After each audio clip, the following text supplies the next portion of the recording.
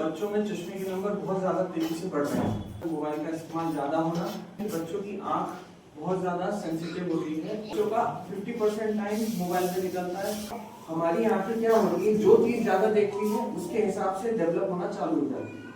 तो बच्चे आजकल 90% टाइम कमरे में या घर पे ही रहते हैं, तो उनके कारण उनकी आंखों में चश्मे के नंबर बहुत तेजी से बढ़ रहे हैं।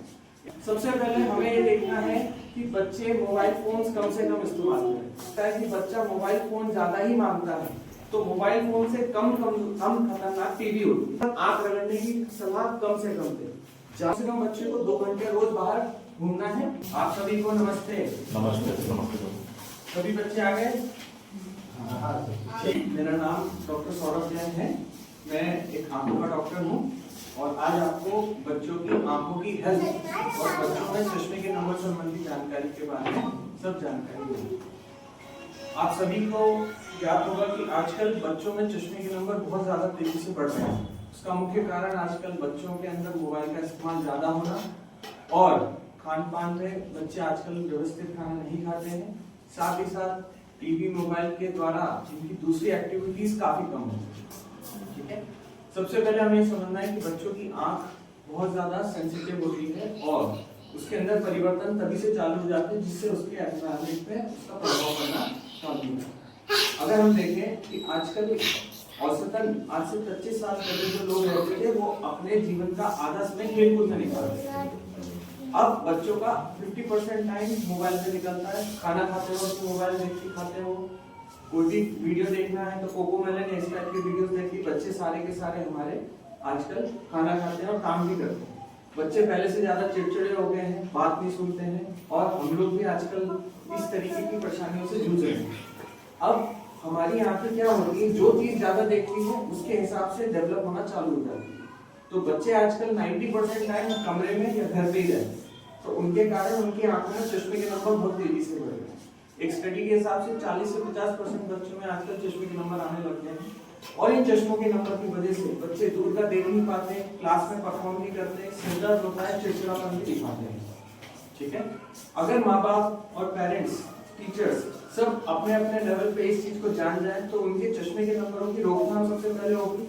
अगर चश्मे का नंबर आ चुका है तो चश्मे के नंबर हटाने का कोई विकल्प ऐसा नहीं होता है। ठीक है, पर हम बढ़ने से रोक सकते हैं। तो बढ़ने से रोकने के लिए हम क्या क्या कर सकते हैं, साथ ही साथ बच्चों की रोजमर्रा की जिंदगी में क्या क्या डिफरेंसेस लाने हैं, तभी हम बच्चों का भविष्य सिक्योर करते हैं। हम सभी जानते हैं कि आज से 25 साल या 20 साल पहले, 10 साल पहले मोबाइल फोन्स के पिलर जीते थे। अब आने वाली टेक्नोलॉजी ऐसे आने वाली है जिसमें आंखों के ऊपर आपको चश्मा पहनना पड़ेगा और वो सीधे के सीधे आपके चीजों को दिखाएंगे। तो जिन बच्चों की आंखें कमजोर होगी तो वो उस टेक्नोलॉजी के लिए फिर कहीं ना कहीं अपने आप में कमजोर पड़ते जाएंगे।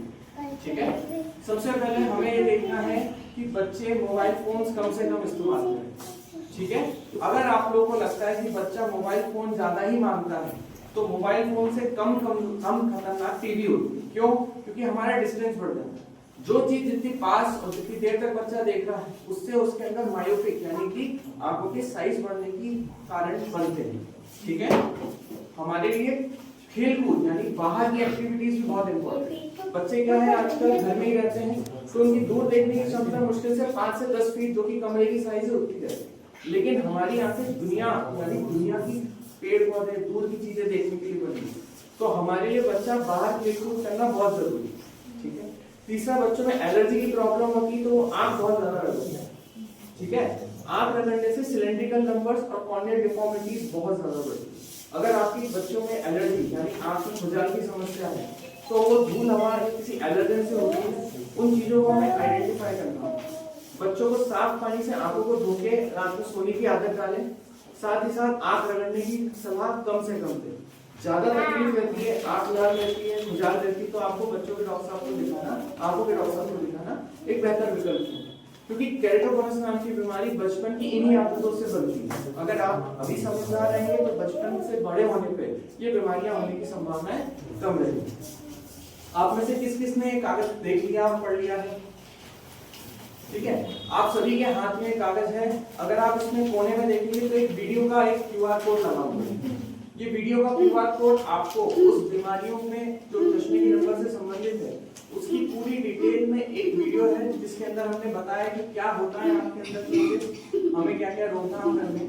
आपकी जानकारी के लिए मैं यहाँ पे लिखा हुआ है कि इसमें कम से कम बच्चे को 2 घंटे रोज बाहर घूमना है। इसमें कम से कम हमारी स्क्रीनिंग साल में एक बार होना एक बेहतर विकल्प होगा, क्योंकि बच्चों के अंदर बोलने की क्षमता नहीं होती कि हमें कम दिखना है। आपको उनकी एग्जाम्स या फिर परफॉर्मेंस कम होना या फिर आगे की सीट पे बैठ के नोट्स लिखने जैसी बातों से पता चलता है। ठीक है, तो ऐसे में बच्चे की इस छोटी सी मशीन से जांच से हम ये पता कर पाते हैं कि उसको कोई सिग्निफिकेंट नंबर नहीं। एक और चीज मैं बताना चाहूंगा कि इस मशीन के अंदर रीडिंग्स आने का मतलब ये नहीं कि आपके बच्चे को चश्मे का नंबर है ही, समझ रहे हैं।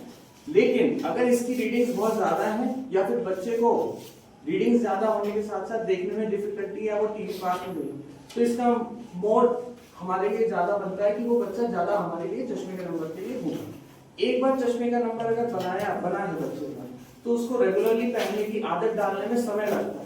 जनरली पेशेंट्स के बच्चे जो होते हैं, बच्चों के पेरेंट्स जो होते हैं, वो चश्मा पहले दिन से पूरा टाइम पहनाना चालू करते हैं और बच्चे को अटपटा लगता है। पहले 2 घंटे 4 घंटे 6 घंटे ऐसे आदत बनती है, तो वो बच्चा भी उसके लिए धीरे धीरे एक्सेप्ट करता है चश्मा कैसे पहनना है। हमारे लिए किसी भी पेरेंट्स के अंदर कोई छोटे मोटे क्वेश्चन हो तो अभी पूछ सकते हैं। बाकी इस वीडियो के अंदर हमने सारी चीजें विस्तारित रूप से बता रखी है, जिसका क्यूआर कोड आप अगर देखेंगे तो उसमें वो बना हुआ है। आप में से किसी के मन में कोई प्रश्न है तो मुझसे पूछ सकते हैं। हाँ सर प्लीज। सर इसमें मॉडलिंग अवस्था मतलब ये अभी से भी लंबे समय से साल भर से ज्यादा हो गया है जी। बच्चों के अंदर एक पानी जाने की नली होती है जिसको नेजल इनलेट डक्ट कहते हैं। ऐसी नलियों के अंदर कभी कभी रुकावटें बनती हैं 2 कारणों से। बच्चे को अगर सर्दी रहती है एक प्रमुख कारण, दूसरा आंखों का रास्ता ही बचपन से बना नहीं होता है। उसमें डिटेल जांच करने से हमें ज्यादा बेहतर रहेगा, पर जनरली अगर सर्दी है तो पहले सर्दी का इलाज करके फिर पानी अगर ठीक हो जाता है तो वो उसके कारण नाक से जाता है। सर्दी नहीं है, वो कंटिन्यूअसली चलता है, वो अपने को फिर चेकअप करके देखिए। किसी की क्या मन में कोई प्रश्न जिसको नंबर आया हुआ है, तो जैसे अभी बोल रहे थे तो आई ड्रॉप डाल के फिर चेकअप करेंगे, तो उसके बाद यदि नंबर रहता है या फिर बहुत अच्छा प्रश्न है। बच्चों के अंदर आंखों में पावर बहुत होती है, वो आंखों को घूर के देखने से नंबर्स आर्टिफिशियली ले आते हैं। दवा डालने से हम उन नंबर्स को मसल्स को न्यूट्रलाइज करते हैं और जो एक्चुअल नंबर होता है फिर वो आता है। तो हमेशा इस मशीन के ऊपर आने वाली रीडिंग से हमेशा हम ये नहीं बोलते कि चश्मे का नंबर है। साथ ही में मैंने जो अभी 2 से 3 चीजें बताई है, टीवी पास में देखना या फिर अपना होमवर्क में व्यवस्थित लिख नहीं पाना, ये सारी चीजें भी अगर साथ के साथ है तो वो हमारे लिए महत्वपूर्ण हो जाता है। छोटे बच्चे ये नहीं बताएंगे कि उनको धुंधला दिख रहा है। मशीन में अगर रीडिंग मोटा 1 से ऊपर है आपकी, तो वो बच्चे के अंदर चश्मे के नंबर दिखाएंगे। मैं बताऊंगा सर। आंखों की एक्सरसाइज और डाइट बच्चों के अंदर रंगीन फल खिलाना हमारे लिए फायदेमंद है। अब इसका मतलब ये नहीं कि अगर हमारा मौसम ही नहीं है तो बिना मौसम का फल, जो उस मौसम का अच्छा फल है आप उसको खिलाइए। आम के सीजन में आम खिलाइए, अमरूद के सीजन में अमरूद खिलाइए। कोई भी महंगे फल से हमारी आंखों की दृष्टि बढ़ेगी ऐसा कुछ नहीं होता। खान पीन अच्छा रखेंगे, पौष्टिक खाना खिलाएंगे, जंक फूड कम रखेंगे, तो ऑटोमेटिकली बच्चों के अंदर शरीर की अपनी सप्लीमेंट्स ही होता है। हमारे लिए आंखों की कोई स्पेसिफिक एक्सरसाइजेस नहीं होती है। हाँ, जो मोबिलिटी एक्सरसाइज होती है ऊपर नीचे देखना, उससे चश्मे के नंबर कम हो जाए ऐसा कुछ नहीं होता है। लेकिन एक स्वाभाविक जनरल एक्सरसाइज से खून का सर्कुलेशन अगर बेहतर रहता है तो ऑटोमेटिकली आंखों की स्वास्थ्य अच्छा रहता है। ठीक है, आप सभी के बच्चे स्वस्थ रहें, प्रसन्न रहें और आप सभी लोग ऐसे मुस्कुराते रहें। Thank you sir, thank you.